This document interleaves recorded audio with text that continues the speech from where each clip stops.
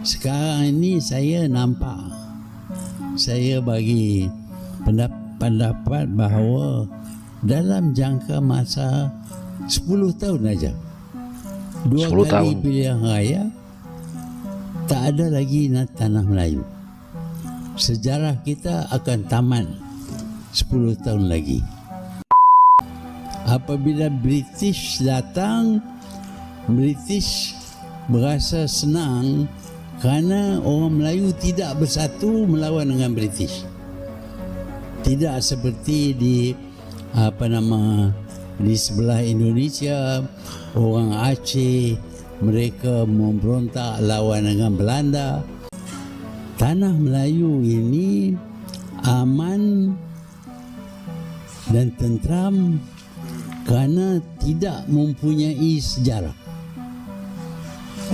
Kita tak ada sejarah, tak ada memusuh-musuh, tak ada tunjuk perasaan dan lain-lain. Dan memang pun benar, semasa saya kecil, di zaman dijajah oleh British, negeri-negeri Melayu yang baki-baki yang ada memang pun amat selesa kerana diperintah oleh British. Orang Melayu ni nak cari yang mudah. Yang udah klik like, gua respect banget. Apalagi udah subscribe. Yang belum, mandi lumpur.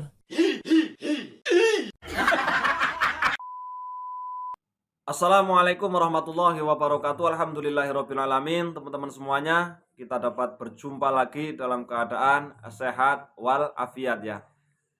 Mengejutkan teman-teman ya, ketika tadi kita mendengarkan cuplikan yang ada di depan ya, dari mantan PM Malaysia ini teman-teman ya.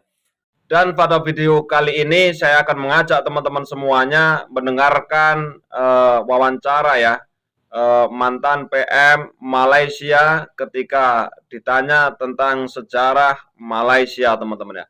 Nah ini cukup menarik ya ketika kita mau mendengarkan apa yang akan disampaikan oleh mantan PM Malaysia. Oke teman-teman ya, langsung saja kita simak videonya bersama-sama. Bagaimana buku sejarah kita bercerita hanyalah bermula daripada tahun 1400 ketika Parameswara bersandak di bawah pokok, dan kegemilangan Melayu, kerajaan Melayu itu seluruh kebanyakan rakyat Malaysia tahu bermulanya daripada kerajaan Melayu Melaka tu.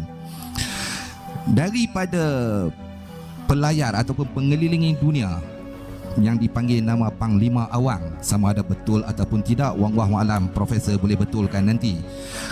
Dengan adanya pula Hang Tuah bersaudara, hebatnya zaman Melaka ini, pusat perdagangan terbesar ketika itu pun kerajaan Melayu Melaka tu. Saya ni orang baru, saya tak tahu sejarah.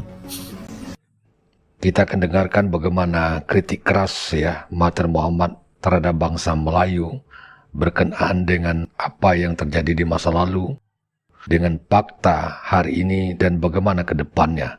Dan ini juga memberikan sebuah kritikan terhadap seorang profesor Malaysia yang selalu klaim-klaim Melayu di kawasan Nusantara. Saya dilahir di zaman British. Saya membesar pun di zaman British. Dan di zaman British, mereka memberitahu kepada kita semua, orang Melayu, bahawa tanah Melayu ini aman dan tenteram kerana tidak mempunyai sejarah. Kita tak ada sejarah, tak ada memusuh-musuh, tak ada tunjuk perasaan dan lain-lain. Dan memang pun benar, semasa saya kecil, di zaman dijajah oleh British, negeri-negeri Melayu yang baki-baki yang ada memang pun amat selesa kerana diperintah oleh British. Orang Melayu ni nak cari yang mudah. Teman-teman ya, kita itu baru saja mendengarkan sedikit ya tentang penjelasan dari mantan PM Malaysia teman-teman ya. Ini cukup mengejutkan ya apa yang dikatakan oleh beliau, apalagi yang di akhir dari video tadi ini teman-teman ya. Oke ya, kita lanjut nonton videonya kembali ya. Itu apabila British ambil 4 buah negeri dan bagi negeri itu kepada Siam, iaitu Thailand, tak ada siapa pun protes. Tak ada gerakan anti-British ataupun ada rusuhan dan sebagainya. Kerana orang Melayu pada masa itu pun suka berpecah belah. Walaupun tanah Melayu ini adalah tanah milik orang Melayu, tetapi mereka mendirikan kerajaan-kerajaan negeri yang kecil-kecil belaka dan tidak boleh mempertahankan diri mereka. Apabila British datang, British berasa senang kerana orang Melayu tidak bersatu melawan dengan British. Tidak seperti di di sebelah Indonesia, orang Aceh mereka memberontak lawan dengan Belanda. Itulah mungkin bedanya teman-teman ya. Ketika dulu para penjajah masuk di negeri ini, semuanya ya dari para pemimpin kita itu berontak melawan kepada mereka semuanya. Sedangkan seperti apa yang dikatakan oleh mantan PM Malaysia ini, mereka itu mungkin tidak melakukan hal-hal yang seperti dilakukan oleh orang-orang di Indonesia zaman dahulu teman-teman ya. Oke, kita lanjut nonton videonya. Tapi di Malaysia kita kalah dengan Portugis, okeylah, ambil lah Melaka. Lepas itu kita kalah 4 buah negeri di selatan Thai pun kita tak memberontak. Okeylah, kami negeri masih ada. Kedah masih ada, Perlis masih ada, Kelantan, Terengganu, Johor, Selangor, Negeri Sembilan, semua ni masih ada. Jadi 4 negeri hilang, itu masalah mereka lah. Kita hidup senang lenang, hidup mudah, semuanya mudah, tak payah nak mentadbir negara pun. Kita serah bulat-bulat kepada British. Sehingga ada pendapat bahawa orang Melayu tak mungkin memerintah negeri mereka pun.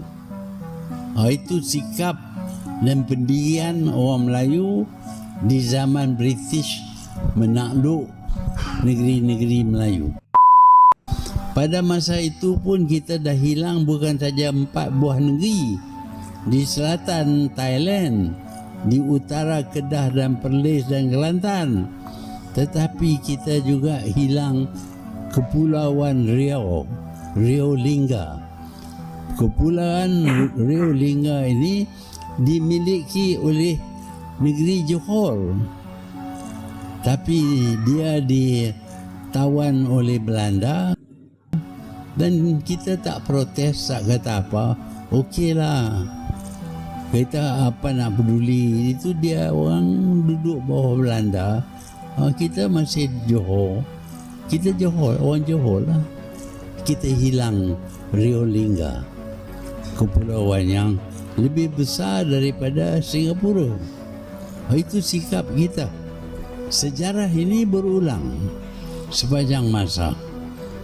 Setelah kita mencapai kemerdekaan pun, kita tak segan-segan mencantas Pulau Singapura untuk dijadikan sebuah negara Cina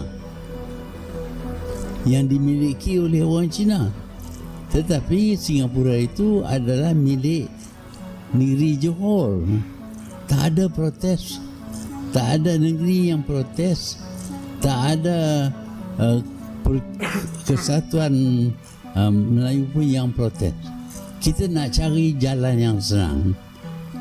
sampai ke sekarang ni. Sekarang ini saya nampak, saya bagi pendapat bahawa dalam jangka masa 10 tahun aja, 2 10 kali tahun. pilihan raya, tak ada lagi tanah Melayu. Sejarah kita akan tamat 10 tahun lagi. Kenapa dia akan tamat? Karena dalam jangka masa 10 tahun, orang Melayu sudah tidak ada kuasa di tanah Melayu. Tanah Melayu ini akan dikuasai oleh pihak lain, kaum pendatang.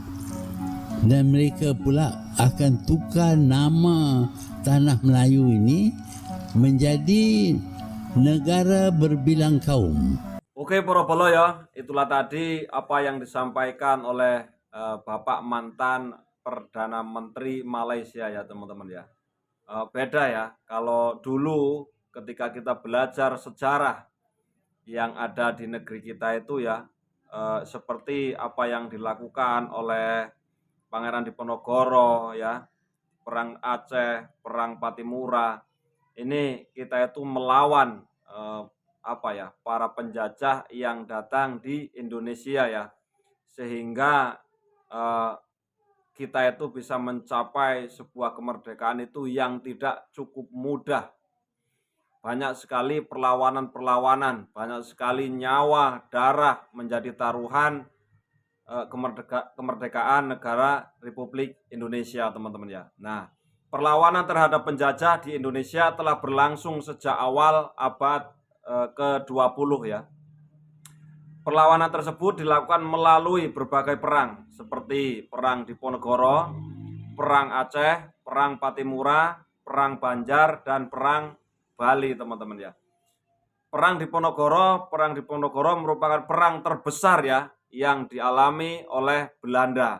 Ini kalau kita belajar sejarah ya, dulu itu kan ada Pangeran Diponegoro. Ini sangat luar biasa ya. Ada juga di sini ya dijelaskan yaitu perang Aceh. Perang Aceh berlangsung dari tahun 1873 sampai 1904. Nah, ini cukup lama sekali teman-teman ya. Dari tahun 1873 sampai 1904. Nah, di sini berarti ketika kita melihat sebuah sejarah yang panjang ini, tentu saja kita itu harus menghormati, harus mengakui bahwa nenek moyang kita itu di Indonesia ini adalah para pejuang teman-teman ya. Nah, perang ini dilatar belakangi oleh Traktat Sumatera 1871 yang menyebutkan bahwa Belanda bebas meluaskan wilayah di Sumatera termasuk Aceh. Lalu yang selanjutnya ya ada perang Patimura teman-teman. Nah, perang Patimura ini ya dulu ya, perlawanan ini dipimpin oleh Thomas ya, dalam kurung Patimura, Thomas Patulesi atau perang Patimura ini teman-teman ya. Nah, perlawanan ini terjadi sejak Belanda menang dalam pertempuran di Maluku. Lalu yang selanjutnya ada juga yang namanya perang Banjar. Nah, perang ini dilatar belakangi oleh Belanda yang ingin menguasai kekayaan alam Banjar. Nah, dari perlawanan-perlawanan inilah akhirnya negeri ini, negara Indonesia kita ini akhirnya mampu mengibarkan bendera kita ya, melalui banyak sekali perjuangan dari para leluhur-leluhur kita yang menginginkan sebuah kebebasan, sebuah kemerdekaan tanpa adanya penjajahan. Nah, ini cukup menarik sekali teman-teman ya. Ketika kita mengulik lagi sebuah sejarah ya. Demi mencapai sebuah kemerdekaan, para pejuang kita ya telah melakukan perlawanan selama bertahun-tahun. Ada deretan perlawanan yang terjadi sebelum tahun 1800, tetapi perlawanan demi perlawanan lainnya pun kembali terbentuk setelahnya ya. Tentunya hal ini karena masih berlangsungnya kekejaman atas penjajahan Belanda terhadap bangsa kita, hingga mengharuskan rakyat di banyak daerah kembali melakukan perlawanan ya. Nah ini ya, kalau kita yang sekolah ya mengutip dari sebuah buku sejarah kelas 11 SMA program bahasa oleh Nana Supriyatna. Perlawanan setelah tahun 1800 ini ditandai dengan persaingan memperebutkan hegemoni di antara kerajaan-kerajaan Nusantara. Nah ini ya teman-teman ya, mungkin ada yang lupa ya. Berikut adalah beberapa perlawanan setelah tahun 1800 yang dikutip dari beberapa sumber ya, seperti IPS ya. Dan banyak sekali lah ya yang dilakukan oleh perlawanan-perlawanan yang ada di negeri kita ya. Termasuk tadi perlawanan Patimura, Perang Padri, perlawanan di Ponegoro, apalagi ya Perang Aceh, Perang Bali, Perang Banjarmasin. Akhirnya dengan susah payah terciptalah negara kita. Luar biasa. Seakan-akan kita itu membayangkan dulu para pahlawan kita itu perjuangannya seperti apa. Nah ini sebagai generasi penerus tentu saja kita malu ya kalau seandainya melihat sebuah sejarah, akan tetapi justru malah kita itu kalau enak-enakan tidak mau membuat negeri ini lebih maju, ini cukup gimana gitu ya. Berarti kita sudah meninggalkan para leluhur kita. Kita harus tetap semangat. Salam persatuan dan kesatuan. Terima kasih, mohon maaf kalau ada salah kata. Wassalamualaikum warahmatullahi wabarakatuh.